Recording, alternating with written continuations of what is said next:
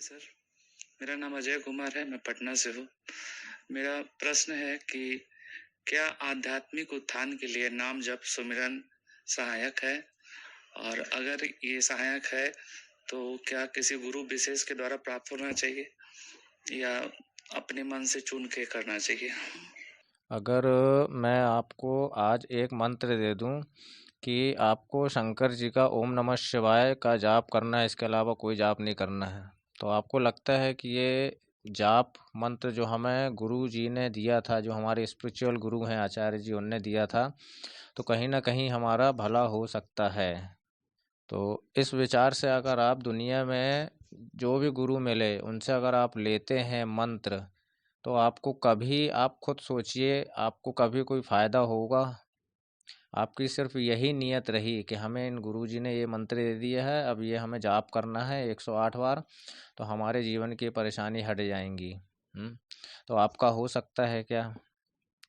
पहली चीज़ तो कोई गुरु होता ही नहीं है, कोई शिष्य नहीं होता है, कभी कोई चीज़ ऐसी नहीं होती कि हम किसी के पास गुरु दक्षिणा लेने जाए, है ना? ये ब्राह्मणों की निकाली हुई कहावत है और दुकानें हैं और कुछ भी नहीं है। गुरु दक्षिणा से कुछ नहीं होता है, ना गुरुओं से कुछ होता है। अगर मैं गुरु बन के, जो क्वेश्चन किया मैंने कि मैं आपको आज एक मंत्र देता हूँ और ये नियम करना है, तो आप कर सकते हैं।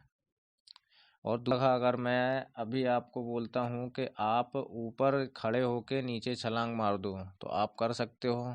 दोनों आप नहीं करोगे बिना सोचे समझे। तो क्या बोला मैंने? बिना सोचे समझे। अगर आप आज से 108 बार गायत्री मंत्र का जाप करते हैं, तो आपको उसका फायदा, उसका असर, उसकी चीज़ों का असर तभी होगा जब आप गायत्री मंत्र का अर्थ समझते हों। गायत्री मंत्र का अर्थ अगर समझते हो अच्छी तरह से, तो वो आपके लिए काम करेगा, क्योंकि आप जानते हैं कि गायत्री मंत्र क्या है। आप जानते हैं कि ओम नमः शिवाय क्या है, राम राम क्या है, राधे कृष्ण क्या है। अगर इन चीज़ों को आप जानते हैं, अच्छी तरह से समझते हैं, तो ये चीज़ें आपके लिए काम करेंगी, क्योंकि वो आपके अवचेतन मन में सेव हो जाती हैं कि हमें इसके लिए ऐसा होगा। तो चेतन मन में जाके चीज़ें जब अवचेतन मन से आदेश होती हैं, तो वो फिर इन चीज़ों को हकीकत में बदलने लगता है। तो उसके लिए आपको ना कोई गुरु के पास जाने की ज़रूरत है, ना कोई मंत्र जाप करने की ज़रूरत है। जो आप पूरी विधि, जो हमारी दिनचर्या रहती है, उस विधि में आपने क्या किया, सुबह उठने से लेकर रात को सोने के पहले तक आपने क्या किया, अच्छा किया है, अच्छी विधि निकली है आपकी, तो वो आपका मंत्र अच्छा चल रहा है और आगे अच्छा होते होते आप बहुत आगे निकल जाएंगे। और आप कोई भी मंत्र 108 बार 24 घंटे पढ़ रहे हैं, राम राम जप रहे हैं, और उस दिनचर्या में, उस विधि में आपसे कहीं कुछ गलत हो गया, तो वो मंत्र तंत्र गुरु भगवान कोई कुछ नहीं कर पाएगा। उसके निर्माता आप हैं, उसके रचयिता आप थे, और फिर उसका खात्मा भी आप ही को होना है। हम्म नियत साफ, कर्म सही, इनके अलावा कोई मंत्र, कोई परमात्मा है ही नहीं। जो अपने अंदर है उसको, वो जो सोया है उसको जगाने की कोशिश करो। जो आप मंत्र, आप जो सुबह शाम के लिए लेना चाहते हैं, उसके अलावा आप यही कर सकते हो कि हम आधा घंटा 1 घंटा सिर्फ खुद में ध्यान दें कि आखिर हम चल कैसे रहे हैं, हम बोल कैसे रहे हैं, हमारा काम क्या है और हमें क्या करना है। गहरी सांस के जरिए आप अपने आप का पता लगा सकते हैं। फिर आप उसको अपना गुरु माने, पिता माने, माँ माने, जो भी माने, है ना? आप मान सकते हो, दोस्त यार मान सकते हो। हाँ, किसी नाम से आप नहीं जान सकते उसको, किसी कोई नाम नहीं दे सकते हो कि हमने उसको राम दे दिया, हमें राम के दर्शन हो गए, या देवी दुर्गा के दर्शन हो गए, लक्ष्मी सरस्वती के हो गए। नाम नहीं देना है।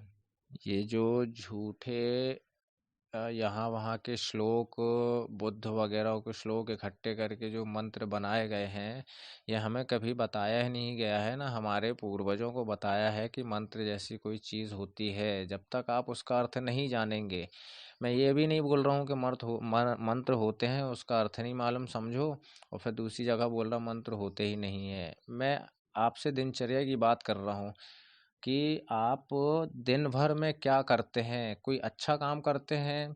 किसी के लिए आपके अंदर कुछ है, दुश्मनी है, बुराइयाँ हैं, किसी से नफ़रत है, किसी को माफ़ नहीं कर पा रहे हैं, आपकी वो चीज़ नापसंद है, तो ये चीज़ों को अगर आप हटा रहे हैं, तो आप समझ लो कोई ना कोई जाप कर रहे हैं।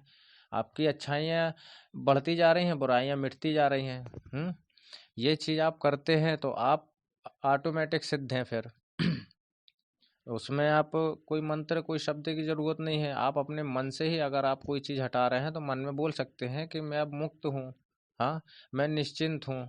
ये चीज़ आप अपने रट सकते हैं। अब भाई मुक्त का मतलब आप जानते हैं, निश्चिंत का मतलब आप जानते हैं, निर्भय का मतलब आप जानते हैं। तो आप जानते भी हैं, आप अपने अवचेतन मन को आदेश भी दे रहे हैं और आप ऐसा कर्म भी चल रहे हैं। तो आपका कौन फिर बिगाड़ सकता है? हुँ? रोज़मर्रा की ज़िंदगी में, दिनचर्या में आप कौन-सा अच्छा काम करते हैं? आप अगर रोज़ मंदिर जाते हैं, प्रसाद चढ़ाते हैं और फिर अपने काम से निकल के घर आते हैं, तो मंदिर, प्रसाद ना करके आप रोज़ का एक अच्छा काम तो कर सकते हैं कि हमने दिन भर में हमें एक गरीब को तो हमें देखना ही देखना है। जहाँ वो बैठता है या कचड़े में बैठता है या झाड़ के पास बैठता है, कोई झोपड़ी में बैठता है, वो उसका मंदिर है। आप उसको एक टाइम का खाना उसको आप डेली देना चालू कर दो। तो ये कहीं न कहीं आप जो कर रहे हैं, जो मैं बता रहा हूँ, है ना? जो लोगों को समझ में नहीं आता है, जो मैं असली पूजा बता रहा हूँ कि तुम्हें भगवान कहाँ मिलेंगे, भगवान तक जैसे मंदिर जाते हो, कई लोग जाते हैं, भगवान को भोग लगाते हैं, प्रसाद चढ़ाते हैं, मालाएँ भी करते हैं, 10 रुपए डाल के भी आते हैं। कितना खर्चा करते हैं अपन फालतू में, इसको हम फालतू ही बोलेंगे। आप अगर ये सब ना करके आप सुबह, दोपहर, शाम, रात कोई भी अपने जागृत स्थिति में जब तक जाग रहे हैं, कोई एक ऐसा ज़रूरतमंद देखो कि उसको अब हमें रोज़ देना है। हुँ? हम मंदिर जा रहे हैं भाई, अब देने के लिए तो आदमी कुछ भी 2 रोटी दे देता है, 10 रुपए दे देता है, लेकिन देने का भाव भी क्या रहता है अंदर कि हम भिखारी को 10 रुपए दिए और उसमें अपन इतना खुश हो जाते हैं कि अपन ने कोई संपत्ति दे दी किसी को, है ना? तो वो गरीब के पास भी अगर जा रहे हो यार, अगर 2 रोटी लेके जा रहे हो, तो ये सोचो ना कि हम कोई मंदिर जा रहे हैं और वो सही का परमात्मा बैठा है जो हमसे बात भी कर सकता है, हाथ-पैर हिला सकता है, हमें आशीर्वाद दे सकता है। हाँ, ये भावना मन में क्यों नहीं आता है कि हम अपने हाथों से राम का भोग लगा रहे हैं, कृष्ण का भोग लगा रहे हैं। आज गुरुवार है तो हम साईं बाबा के मंदिर गए हैं, विष्णु भगवान के मंदिर गए हैं, हमारे हाथ से वो खा रहे हैं। ये भावना अपनी दिनचर्या में क्यों नहीं लोग जोड़ते हैं?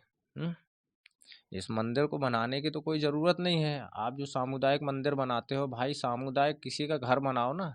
आप देख तो सकते हो ना कि वो इंसान कैसा है, वाक़ई ज़रूरतमंद है। इतनी तो परख होगी आपके अंदर।